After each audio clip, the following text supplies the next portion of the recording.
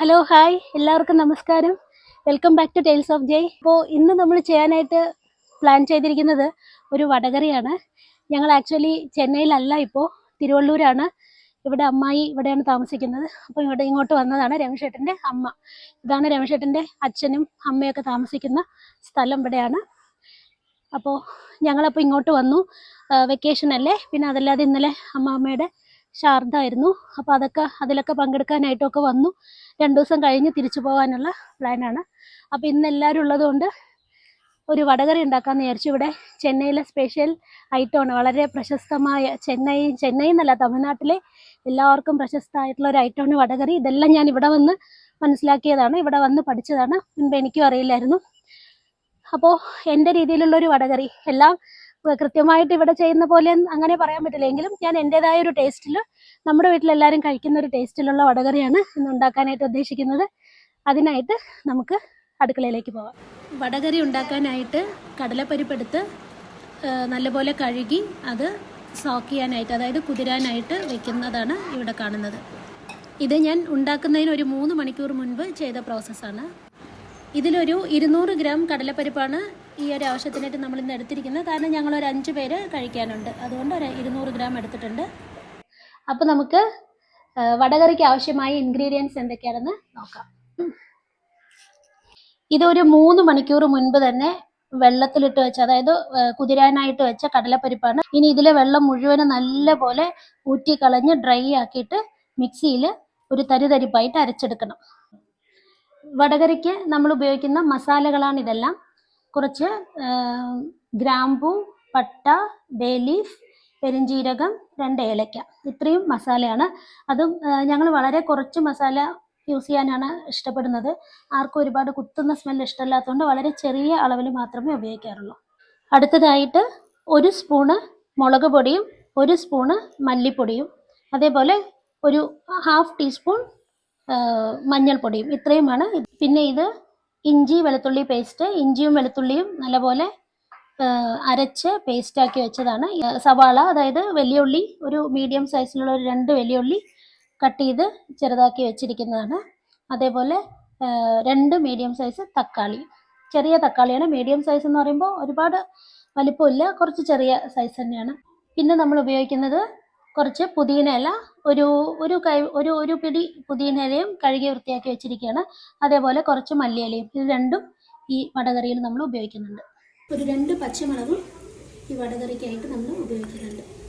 അപ്പോൾ നമ്മുടെ ഇൻഗ്രീഡിയൻസ് ഒക്കെ റെഡിയാക്കി വെച്ചിട്ടുണ്ട്. ഇനി നമുക്ക് കുക്കിങ്ങിലേക്ക് കടക്കാം. അതിന് മുൻപായിട്ട് ഈ കുതിർത്ത് വെച്ചിരിക്കുന്ന കടലപ്പരിപ്പ് നല്ലപോലെ നല്ലപോലെയല്ല, ഒരു തരിതരിപ്പായിട്ടൊന്ന് അരച്ചെടുക്കണം മിക്സിയിൽ.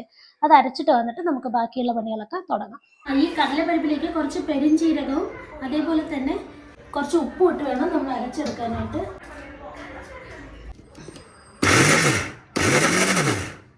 ഒരു സെറ്റ് അരച്ചു, ഇനിയും കുറച്ചും കൂടെ അരയ്ക്കാനുണ്ട്. ഇതിലേക്ക് മാറ്റാം, ഒരു പ്ലേറ്റിലേക്ക് മാറ്റാം. വളരെ തരിതരിപ്പായിട്ട് വേണം അരയ്ക്കാനായിട്ട്, ഒരുപാട് അരയരുത്, അത് ഇതിൻ്റെ ഒരു ടെക്സ്ചർ മാറും, അതുകൊണ്ട് ഒരുപാട് അരയരുത്. അപ്പോൾ അങ്ങനെ നമ്മൾ ഇത് മുഴുവൻ അരച്ചെടുത്തിരിക്കുകയാണ്. കണ്ടോ, ഇത് ഒരുപാട് അരയരുത്, ഇങ്ങനെ കുറച്ച് ഓരോ തരിയൊക്കെ ഇങ്ങനെ കാണണം. അതേപോലെ കടലപ്പരിപ്പ്, 1-2 കടലപ്പരിപ്പ് കണ്ടാലും പ്രശ്നമൊന്നുമില്ല. അപ്പോൾ നമുക്കിനി തുടങ്ങാം. ഇതെല്ലാം റെഡിയായി കഴിഞ്ഞു. ഇനി നമ്മുടെ ചീൻചട്ടി, അമ്മായിയുടെ സ്പെഷ്യൽ ചീൻചട്ടി, ഇന്ന് രാവിലെ തൊട്ട് ഞാൻ പറഞ്ഞപ്പോൾ എന്നെ കൊണ്ട് ഇതിന് മാത്രം വെച്ചാൽ മതി എന്ന് പറഞ്ഞതാണ്. ഇതാണ് ഈ സ്പെഷ്യൽ ചീൻചട്ടി. ഇത് വളരെ പ്രഷ്യസ് ആണ്, ഇത് ഒരിക്കലും കൈവിടാത്ത ചീൻചട്ടിയാണ്.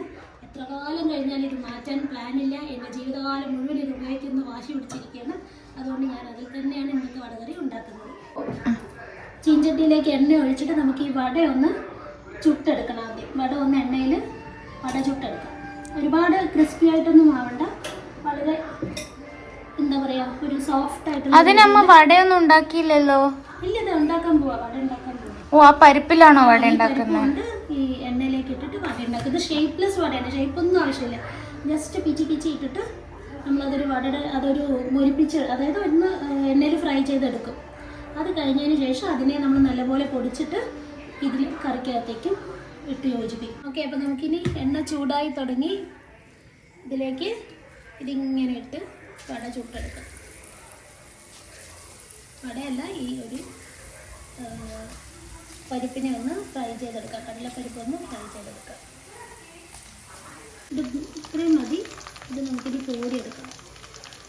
ഇതിങ്ങനെ കളറ് മാറണം, ക്രിസ്പി ആവണമെന്നൊന്നുമില്ല. ജസ്റ്റ് ഒന്ന് ഫ്രൈ ചെയ്തെടുത്താൽ മതി. നമ്മുടെ വടയെല്ലാം ഫ്രൈ ചെയ്ത് കഴിഞ്ഞു. ഇത്രയും വേണ്ടു കേട്ടോ. ഇങ്ങനെ ഷേപ്പ്ലെസ് ആയിട്ട് ഇതിങ്ങനെ ഫ്രൈ ചെയ്ത് മാറ്റി വയ്ക്കുക. നല്ലപോലെ തണുക്കട്ടെ. അപ്പോൾ നമ്മൾ എന്താ പറയുക, സെയിം ചീഞ്ചട്ടിയിൽ തന്നെ ഇതിന് വേണ്ട വടകറിയുടെ കറി, അതായത് ഗ്രേവി, അത് റെഡിയാക്കാം. കുറച്ച് ബേ ലീഫ് ഇട്ട് കൊടുത്തു. കുറച്ചുകൂടെ പെരിഞ്ചീരകം ഇട്ട് കൊടുത്തു. 2 ഏലക്ക, കുറച്ച് പട്ട, 2 ഗ്രാമ്പു എല്ലാം അതിലേക്ക് ചേർത്ത് നമുക്ക് ഉള്ളി ഇട്ട് കൊടുക്കാം. ഉള്ളിയിട്ട് നല്ലപോലെ ഒന്ന് വഴറ്റിയെടുക്കാം. അമ്മ എന്തെങ്കിലും ബ്ലാക്ക് ആവണം ഉള്ളിയൊക്കെ? അത് ഈ വട ഉണ്ടാക്കിയതിൻ്റെ ആ കരിയായിട്ടുള്ള സാധനങ്ങളൊക്കെ ലൈറ്റായിട്ട് ഉള്ളി വഴണ്ട് കഴിഞ്ഞു. ഇനി ഇതിലേക്ക് നമുക്ക് ഈ മഞ്ഞൾപ്പൊടി, അതേപോലെ എടുത്തു വെച്ചിരിക്കുന്ന മുളക് പൊടിയും മല്ലിപ്പൊടിയും രണ്ടും ഇട്ട് കൊടുക്കാം. എന്നിട്ട് ഒന്നും കൂടെ ഒന്ന് വഴറ്റാം. ഈ ഒരു സമയത്ത് കുറച്ച് പച്ചമുളക്, 2 പച്ചമുളക്. ഇനി നമുക്ക് ഈ തക്കാളിയും ഇതിലിട്ട് വഴറ്റാം. ഇഞ്ചി വെളുത്തുള്ളി പേസ്റ്റും ചേർത്ത് കൊടുക്കുക. ഒരു 2-2.5 സ്പൂണോളം ഇഞ്ചി വെളുത്തുള്ളി. നന്നായിട്ട് ഇഞ്ചിയും വെളുത്തുള്ളി ഇതിൽ നല്ലപോലെ ഉപയോഗിക്കണം. കാരണം നല്ല കടലപ്പരിപ്പ്, അതുകൊണ്ട് ഗ്യാസിനൊക്കെ ഉള്ള സാധ്യതയുണ്ട്. അങ്ങനെയുള്ളവർക്ക് നല്ലപോലെ ഇഞ്ചിയും വെളുത്തുള്ളിയൊക്കെ ഉപയോഗിച്ചാൽ അത്രയ്ക്കത് പ്രശ്നം ഉണ്ടാക്കില്ല. ഇനി അടുത്തതായിട്ട് നമ്മൾ ചേർക്കുന്നത് കുറച്ച് പുതിനയില. ഇനി നമ്മളിതൊരു വിധം നല്ലപോലെ വഴറ്റിയെടുത്തിട്ടുണ്ട്. ഇനി കുറച്ച് ഒരു 2 ഗ്ലാസ് വെള്ളം ഒഴിച്ച് നല്ലപോലെ ഗ്രേവി ആക്കിയെടുക്കാം. ഇനി ഇത് നല്ലപോലെ തിളച്ച് ഈ തക്കാളിയും ഉള്ളിയും എല്ലാം നന്നായി വെന്ത് നല്ല മഷിയായി എല്ലാം ഒരുമിച്ച് യോജിച്ച് ഒരു നല്ലൊരു ഗ്രേവി ഫോമിൽ വരും. ആ സമയത്ത് നമുക്ക് ആ വറുത്ത് വെച്ചിരിക്കുന്ന വട ചേർത്ത് കൊടുക്കാം. അതുവരെ ഇത് തിളയ്ക്കട്ടെ. ഏകദേശം ഒരു 10 മിനിറ്റ് സമയമെടുക്കും അതിനായിട്ട്. അടച്ച് വെച്ച് തിളപ്പിക്കാം.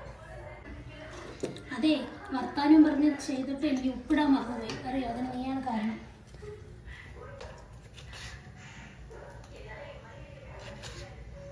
അപ്പോൾ ഏകദേശം ഒരു 10 മിനിറ്റിൽ കൂടുതലായിട്ടോ. 15 മിനിറ്റ് ആയില്ല, 10 മിനിറ്റിൽ കൂടുതലായി. ഇപ്പോൾ ഒരുവിധം ഗ്രേവി എല്ലാം നല്ല മണം, നല്ല വാസന വരുന്നുണ്ട് എന്ന് പറയുന്നുണ്ട്.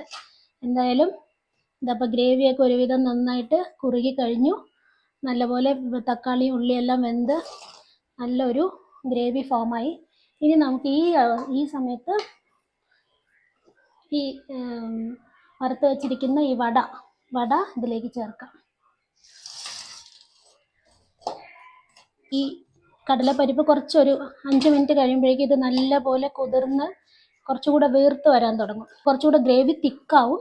അങ്ങനെ തിക്കാവുന്ന സമയത്ത് നമുക്ക് ആവശ്യമുണ്ടെങ്കിൽ കുറച്ചുകൂടെ ചുടുവെള്ളം, നല്ലപോലെ ചൂടാക്കി വെച്ച വെള്ളം ചേർത്ത് കൊടുത്ത് ഉപയോഗിക്കാം. ഏകദേശം ഒരു 5 മുതൽ 10 മിനിറ്റ് വരെ ഇതിങ്ങനെ ഇരിക്കട്ടെ.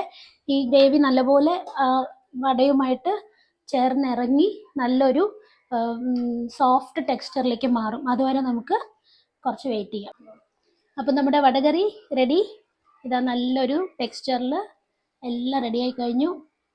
ആവശ്യത്തിനുള്ള ഉപ്പും എരിവും എല്ലാം ഉണ്ട്. കുറച്ചൊന്ന് എരിവ് കൂടുതലാണോ എന്നൊരു സംശയം, എന്നാലും ടേസ്റ്റ് ഉണ്ട്. Ready, vada curry ready. അവസാനമായിട്ട് ഒരു ഇൻഗ്രീഡിയൻറ്റ് കൂടെ മറന്നുപോയി ചേർക്കാനായിട്ട്, ഇതാ മല്ലിയില. അതൊന്ന് പൊട്ടിച്ചും കൂടെ ചേർത്ത് അങ്ങോട്ട് അടച്ച് വെച്ചേക്കാം. അപ്പം നമ്മുടെ വടകറിയൊക്കെ റെഡിയാക്കി ഇതാ പാത്രത്തിലേക്ക് മാറ്റി, കഴിക്കാനുള്ള പാകത്തിൽ ഒരു പാത്രത്തിലേക്ക് മാറ്റി വെച്ചിരിക്കുകയാണ്. ഇതൊന്ന് കുറച്ച് നമുക്ക് അച്ചമ്മയുടെ അടുത്ത് കൊടുത്ത് ടേസ്റ്റ് എങ്ങനെയുണ്ടെന്ന് ചോദിക്കാം. എല്ലാം കറക്റ്റായിട്ടുണ്ടോ എന്താണെന്നൊന്ന് ചോദിക്കാം. അമ്മായി, വടകറി എങ്ങനെയുണ്ട്, ടേസ്റ്റ് ഒന്ന് പറയൂ.